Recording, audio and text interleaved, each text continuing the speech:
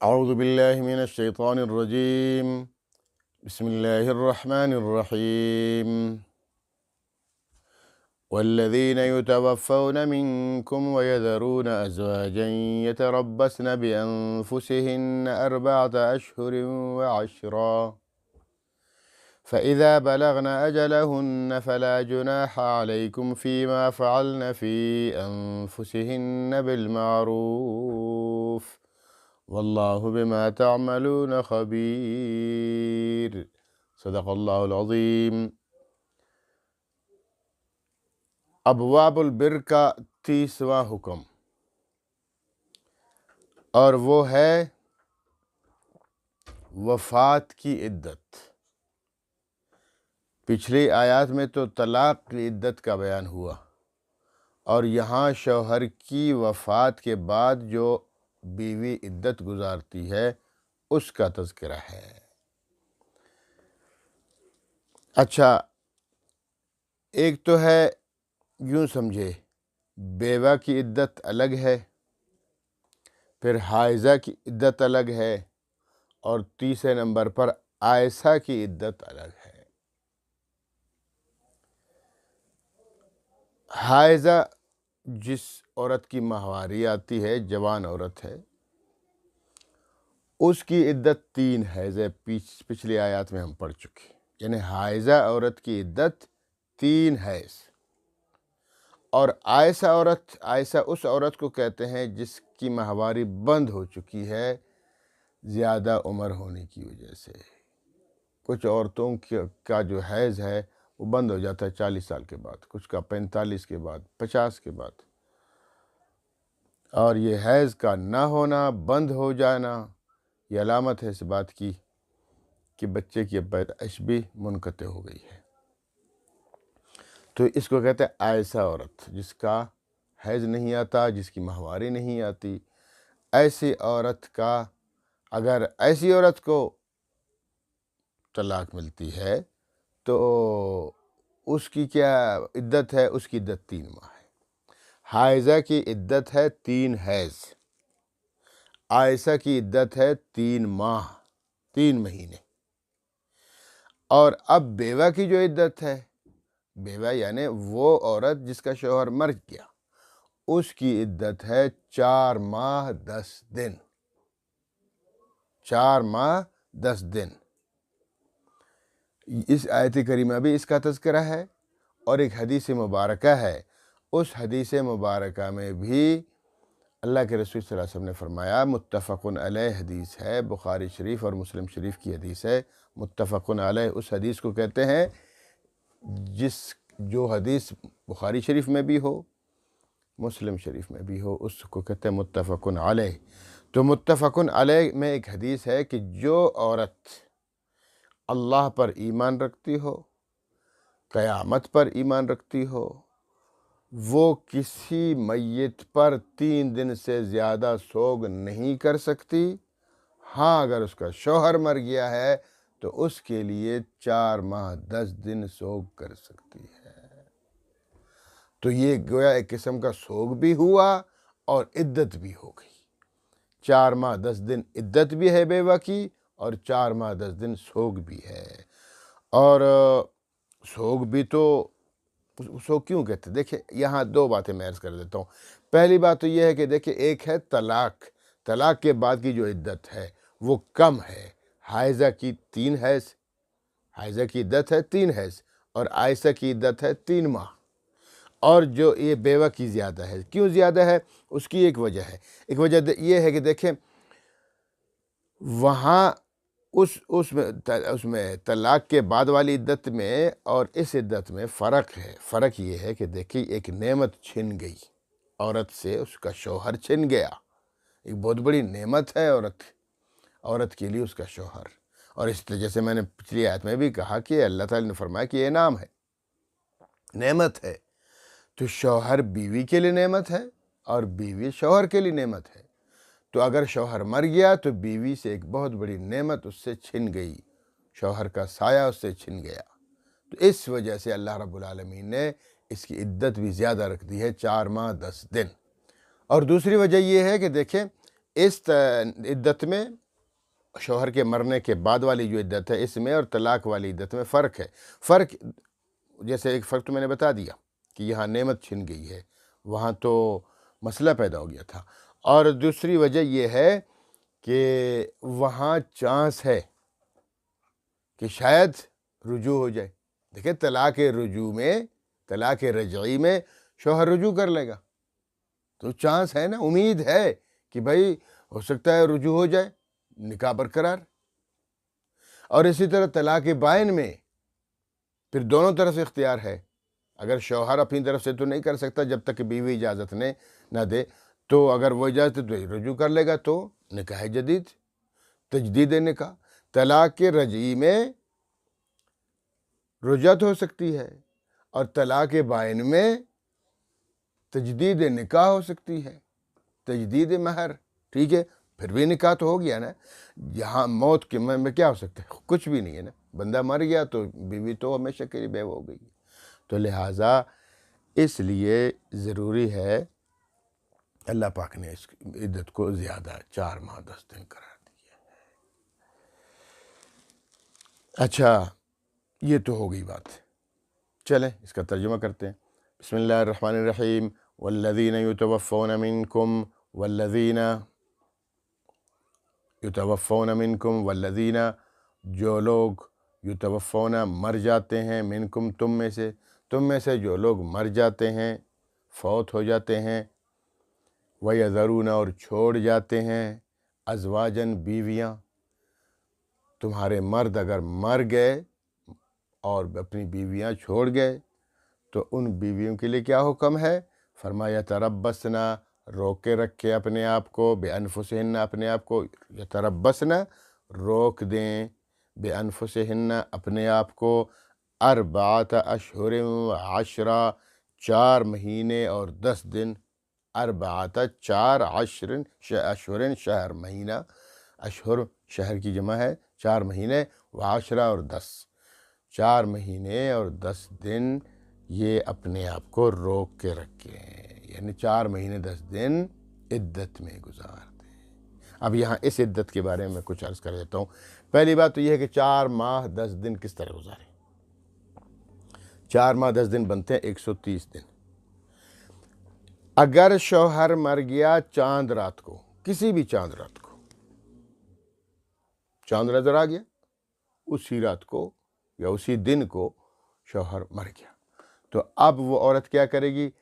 اسلامی حساب سے، انگریزی حساب سے نہیں، جنوری فروری کے حساب سے نہیں، محرم صفر اس طرح کی، یہ چاند والے مہینوں کے حساب سے 4 ماہ گزار دے گی اور پھر 10 دن. اور اگر چاند رات والی نہیں ہے، چاند والی رات کو نہیں مرا، کسی اور دن مرا، تو پھر وہ عورت اسی دن سے لے کر وہ 130 دن پورے کر لے گی. 4 ماہ 10 دن 130 دن. ایک بات یہ ہوگی. اور ایک دوسری بات بھی عرض کر دیتا ہوں، وہ یہ ہے کہ عدت کب سے شروع ہوتی ہے؟ جیسے شوہر کی جان نکلتی ہے اس دن سے عدت شروع. یہ نہیں کہ تجہیز و تدفین کے بعد. وہ بھائی تدفین بسا اوقات 1 مہینے کے بعد لوگ کرتے ہیں، اور بھائی فلاں امریکہ میں ہے، فلاں کینیڈا میں، اس کو بلاتے کئی ہفتہ گزر جاتا ہے. تو نہیں، جیسے ہی جان نکل گئی، شوہر کی فوت ہو گئے، اس وقت سے عدت شمار ہو جائے گی. ایک یہ ہو گئی بات. اور اگلی بات یہ ہے کہ عدت میں کچھ سختی ہے. دیکھیں بہت بڑی نعمت ہے شوہر، وہ شوہر جیسی نعمت چھن گئی ہے بیوی سے، تو اب بیوی کے لیے ضروری ہے کہ شوہر کے گھر میں عدت گزارے، بناؤ سنگار نہ کرے، میک اپ نہ کرے، خوبصورت قسم کے کپڑے نہ پہنے، سرما نہ لگائے، خوشبو نہ لگائے، اور مسرت کا اظہار، خوشی کا اظہار نہ کرے، اور اس گھر سے باہر قدم نہ رکھے. ہاں اگر وہ غریب ہے، کوئی کھانے پینے کا مسئلہ ہے، بچے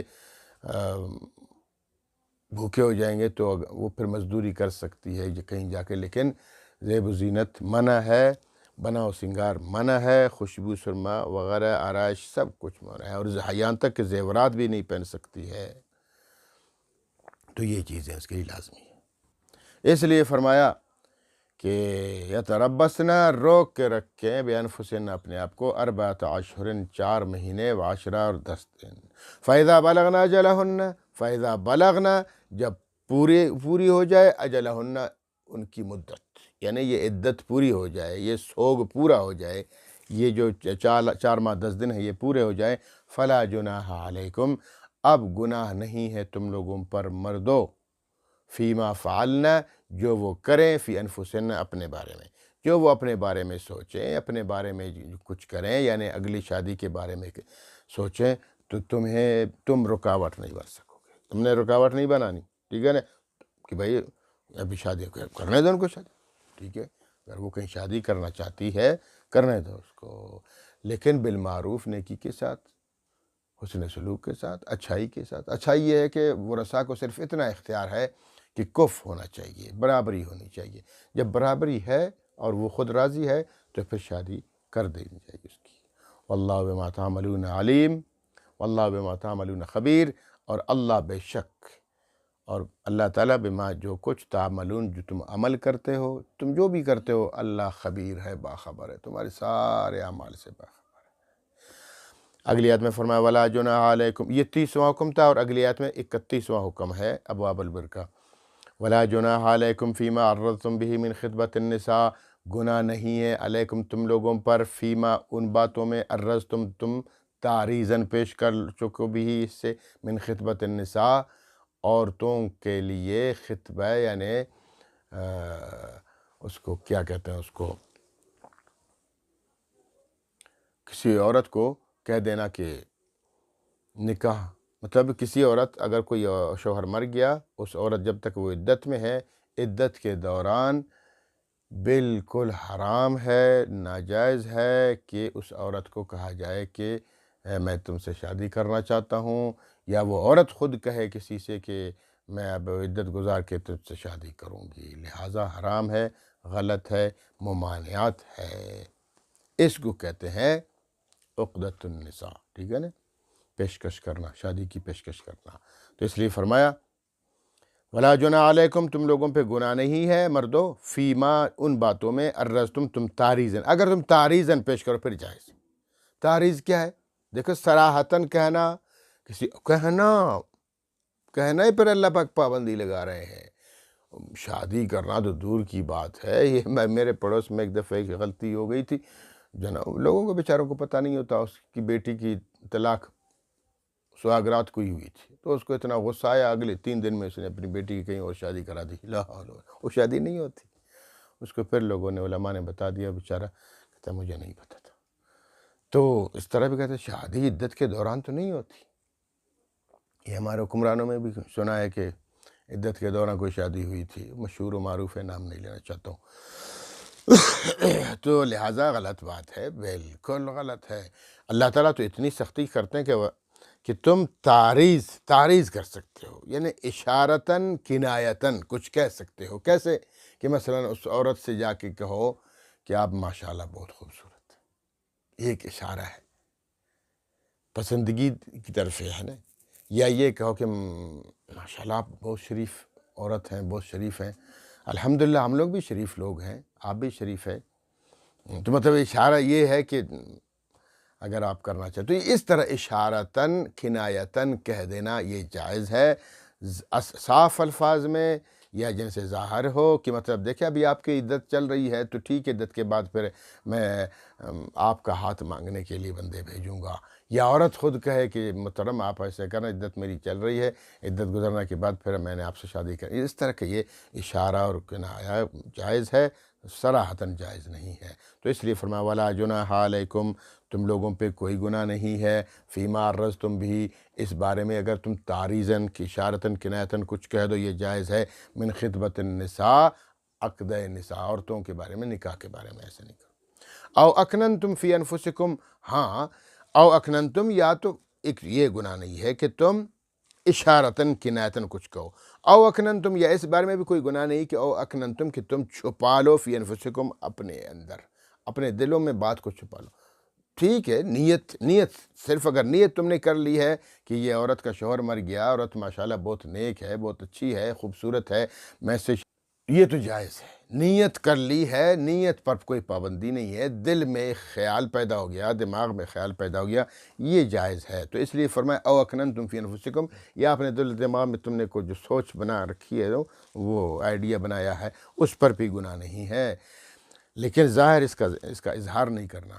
تو اس لیے فرمایا علم اللہ، اللہ تو خوب جانتا ہے، انکم کہ تم لوگ ستذکرونہن، کہ اس کو ضرور اس کا اپنے دل میں اس کی خواہش کر لو گے کہ بھائی اس کا شوہر مر گیا ہے، جوان لڑکی ہے، تو میں اس سے شادی کرنا چاہتا ہوں، یا ویسے خوبصورت ہے، تو لہٰذا اللہ کو تو پتہ ہے کہ تم اس دل کے خیال ستذکرونہن، یا ذکر سے مراد خیال، کہ علم اللہ، اللہ جانتا ہے، انکم کہ تم لوگ ستذکرونہن، ان عورتوں کے بارے میں خیالات پیدا کر لو گے۔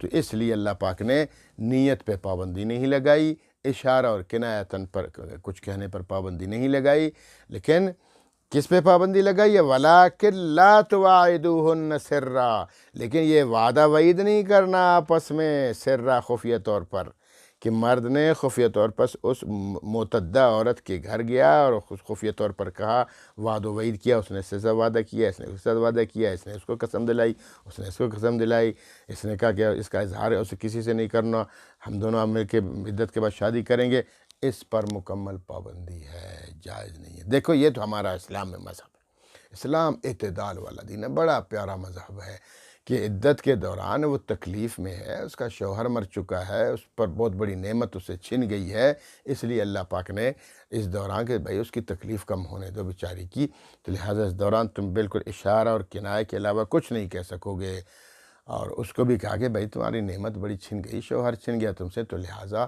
سوگ بنا لو، عدت گزار دو، 4 ماہ 10 دن کے بعد پھر تم بالشکر کر لو، پھر اجازت کھلم کھلا اجازت ہے، کر لو شادی، کہیں سے بھی کہیں بھی شادی کر لو، یہ اسلام کہتا ہے۔ دیکھو 4 ماہ 10 دن تک اشارہ اور کنایہ کے علاوہ کچھ بھی جائز نہیں، اور 4 ماہ 10 دن کے بعد عدت گزر جانے کے بعد پھر تمہیں کھلی چھوٹ ہے جہاں شادی کرنا چاہو، یہ اسلام کہتا ہے۔ ہندو پتہ کیا کہتے ہیں؟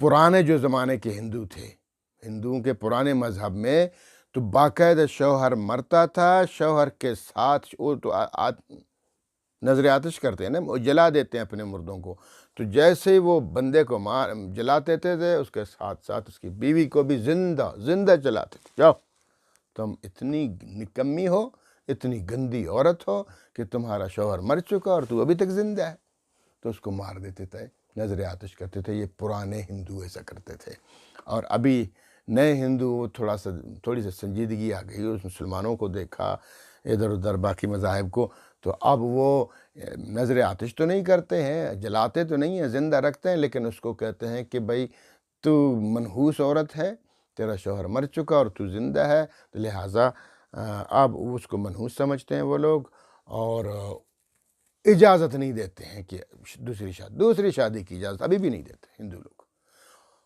بس تم نے ابھی ستی رہنا ہے زندگی بھر بیوہ رہنا ہے، دوسری شادی تو نہیں کر سکتی ہے۔ اسلام میں ایسی کوئی بات نہیں، میں عدت گزارنے کے بعد جہاں چاہو بالکل شادی کر لو، بالکل جائز ہے۔ اور ہمارے بھی مسلمان، چونکہ وہ ہندو ہمارے پڑوسی ہیں نا، ایک تو یہ ہے کہ ہم پہلے نکاح کے بعد دوسرا نکاح نہیں کر سکتے ہیں، ان سے ہندوؤں سے بڑے متاثر ہوئے ہیں، ٹھیک ہے۔ اور دوسری بات یہ ہے کہ جناب کہتے ہیں پہلی بیوی سے اجازت لو، پہلی بیوی سے اجازت قرآن نہیں دیتا، ہم کیوں، تم کون ہوتے ہو کہ بیوی سے اجازت؟ بھائی بیوی کہاں اجازت دے گی، پہلی والی وہ تو نہیں دے گی۔ اسلام نے 4 کی اجازت دی ہے تو انسان کر سکتا ہے، ہاں اعتدال لازمی ہے، حقوق لازمی ہے، انصاف لازمی ہے، وہ ضروری ہے، باقی اجازت تو دی ہوئے، تو بیوی کی شرط نہیں ہے کہ وہ اس کی رضامندی شرط نہیں ہے۔ تو ہندو تو کہتے ہیں کہ وہ اجازت، وہ کدھر اجازت دے گی؟ تو ایک تو یہ ہم لوگوں نے یہ ہندوؤں سے یہ رواج، بھائی ہمیں چاہیے کہ ہم ان کو متاثر کر دیں اپنے مذہب سے، بجائے اس کے کہ ہم ان کے مذہب سے متاثر ہوں۔ تو اس لیے اللہ پاک نے منع کر دیا ہے، 4 ماہ 10 دن کے دوران اشارتاً کنایتاً کہنے پر بھی پابندی ہے، البتہ دل میں جو رکھتے ہو اس کی اجازت ہے، اشارتاً کچھ کہو اس کی جائز ہے، صراحتاً نہیں کہہ سکتے ہو۔ جب آگے اللہ تعالیٰ فرماتے ہیں کہ وَلَٰكِن لَا تُوَاعِدُوهُنَّ سِرًّا، خفیہ طور پر بھی کچھ نہیں کر سکے، إِلَّا أَن تَقُولُوا قَوْلًا مَعْرُوفًا، ہاں اگر تم کچھ کہو اور معروف کے ساتھ، اچھائی کے ساتھ، جیسے میں نے ابھی بات بتا دی کہ آپ ماشاءاللہ بہت شریف ہیں یا آپ بہت خوبصورت ہیں، اللہ پاک آپ کی عزت رکھے، ہم لوگ بھی اچھے لوگ ہیں، شریف لوگ ہیں، اس طرح کی بات کر دینا یہ اس طرح جائز ہے۔ ولا تعزموا عقدۃ النکاح، لیکن نکاح کا عقد کرنا، عزم کرنا، ولا تعزم، عزم نہیں کرنا، پکا نہیں کرنا اس کو، ٹھیک ہے نا، جب تک کہ اس کی عدت ہے، حتیٰ یہاں تک یبلغ الکتاب اجلہ، پہنچے کتاب دیکھو فریض، یہ فریضہ ہے، یہ فرض ہے، عدت گزارنا فرض ہے، جب تک کہ یہ فریضہ اپنی مدت کو نہ پہنچے، حتیٰ یہاں تک یبلغ، پہنچ جائے، الکتاب و یہ فریضہ اجلہ، اپنی مدت کو پہنچے، 4 ماہ 10 دن پورے ہو جائیں، اور اس کے بعد پھر جائز ہے۔ اور پھر جائز یہ، یہاں فقہ میں ایک مسئلہ ہے کہ لڑکی اور لڑکے سے، ورثاء کو چاہیے کہ لڑکوں سے مشورہ کریں نا، کہ بھائی تمہاری لڑکی سے کہا جائے فلان جگہ تمہاری شادی کر لی جاتی ہے، کیا پروگرام ہے تمہارا؟ لڑکے تو ڈھیٹ ہوتے ہیں، بے شرم ہوتے ہیں، وہ تو بتاتے ہیں، خود بتاتے ہیں منہ سے کہ میری شادی کرا دی جائے، لڑکیاں نہیں کہتی۔ جو لڑکیوں سے مشورہ کیا جائے، عورت اس کی ماں کو کہا جائے کہ آپ عورت ہو، اس سے مشورہ کر لو۔ تو باقر لڑکیاں، چھوٹی لڑکیاں، یہ تو کچھ شرمیلی ہوتی ہیں، لہٰذا ان کو، اور عورت ان کی ماں ان سے کہے، ان کی بہنیں کہیں، اور تو وہ اگر ہنسے یا اس کا مسرت کرے تو ٹھیک ہے، اگر منہ سے انکار کر دو الگ بات ہے۔ لیکن یہ جو بیوہ عورت ہے، بیوہ عورت کے لیے کوئی مسئلہ نہیں، بیوہ عورت کے فوراً کوئی بھائی اس کا پوچھ سکتا ہے اس سے کہ بھائی جی آپ نے شادی کرنی ہے، دوسری نہیں کرنی، اس طرح وہ کہہ سکتی، تو کھلم کھلا کہہ دے۔ اس لیے فرمایا کہ حتیٰ یبلغ الکتاب، آگے فرمایا وَاعْلَمُوا، اور جان رکھو، ان اللہ، بے شک اللہ تعالیٰ، یعلم، جانتا ہے، جان رکھو، خوب ذہن میں اس بات کو پکی کر لو کہ ان اللہ، یقیناً اللہ پاک، یعلم، جانتے ہیں، ما، جو کچھ، فی انفسکم، تمہارے دلوں میں جو کچھ بھی، اللہ پاک تو جانتے رہتے ہیں، اللہ تو اللہ ہی ہے، فاحذروا، بچ کے رہو۔ یہ جو اللہ ممانعت کرتے ہیں کہ عدت کے دوران تم ان کو، عورت کو کچھ نہیں کہہ سکتے ہو، عورت کے وہ یہ حکم ہے کہ عدت کے دوران تم کسی مرد کو کچھ نہیں کہہ سکتی ہو نکاح کے بارے میں، تو فاحذروا، ان چیزوں سے بچ کر رہو۔ ہاں، عدت گزارنے کے بعد پھر ہندوؤں کی طرح ہمیشہ بیوہ بن کے رہو، اس کی ممانعت ہے، کرو، کہیں بھی شادی کر لو، فاحذروا، اللہ کی نافرمانی سے بچ کر رہو۔ وَاعْلَمُوا، اور یہ بھی جان رکھو کہ ان اللہ، بے شک اللہ تعالیٰ، غفور، معاف کرنے والا، حلیم، بردبار ہے، یعنی اللہ کو تو پتہ ہے کہ دیکھو تم نے اس کسی بیوہ عورت کو عدت کے دوران جا کے کہہ دیا ہے کہ میں تم سے شادی کروں گا، اللہ کو پتہ ہے، لیکن اللہ نے تم پر عذاب کیوں نہیں نازل نہیں کیا؟ اس لیے کہ اللہ معاف بھی کرتا ہے کہ چلو غلطی ہو گئی، توبہ کر لو، حلیم، بردبار ہے، مہلت دیتا رہتا ہے۔ اس لیے اللہ رب العالمین اپنے بندوں پر شفیق اور مہربان ہے۔ ہم سب کو چاہیے کہ اللہ رب العالمین کی عظمت کو، شان اور مرتبہ کو سمجھ کر اللہ کی پیروی کریں، اس کے حکموں کے مطابق چلیں۔ وآخر دعوانا ان الحمد للہ رب العالمین۔